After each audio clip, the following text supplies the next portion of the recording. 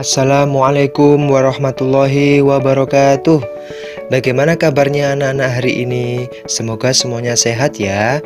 Hari ini kita akan belajar tematik 5C tentang SBDP. Judul materi yang akan saya sampaikan adalah batik sebagai karya seni rupa daerah.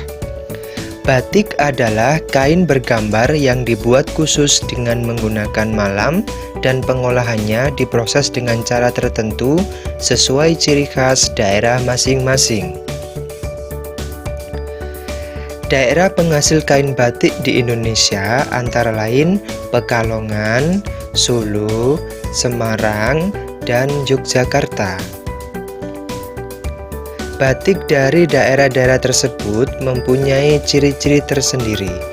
Batik Yogyakarta dan Solo didominasi warna coklat dan biru tua. Batik dari Pekalongan memiliki ciri pesisir dengan corak yang khas didominasi warna cerah serta motif bunga. Sedangkan batik Semarang didominasi warna coklat, kuning, hijau, hitam dengan motif alam seperti bunga, daun, dan burung. Berdasarkan keputusan Presiden nomor 33 tahun 2019, Hari Batik Nasional diperingati setiap tanggal 2 Oktober. Yang selanjutnya yaitu ciri-ciri karya seni batik. Ada batik tradisional dan batik modern.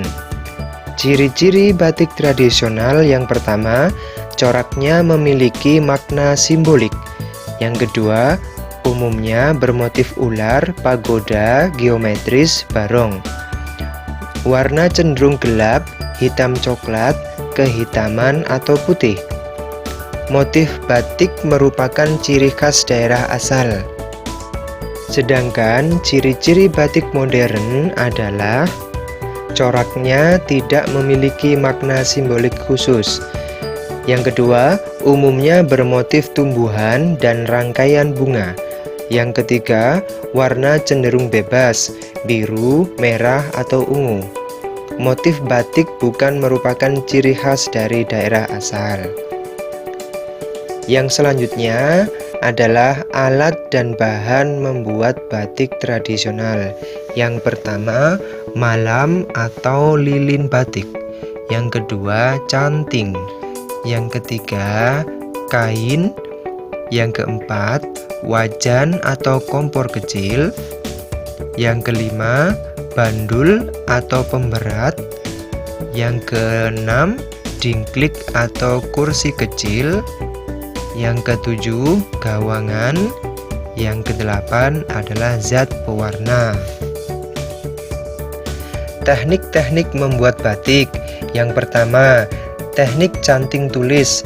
Teknik ini merupakan teknik pembuatan teknik motif batik menggunakan alat berupa canting. Canting terbuat dari tembaga ringan yang berbentuk seperti teko kecil dengan corong di ujungnya. Canting berfungsi untuk menorehkan cairan malam atau lilin pada pola. Teknik yang kedua yaitu teknik colet. Teknik colet disebutkan juga teknik lukis, yaitu mewarnai pola batik dengan mengoleskan cat atau pewarna kain pada pola batik dengan menggunakan kuas. Teknik yang ketiga yaitu teknik printing atau cap.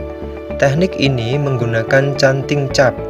Canting cap merupakan kepingan logam atau pelat yang berisi gambar agak menonjol. Yang keempat yaitu teknik celup ikat.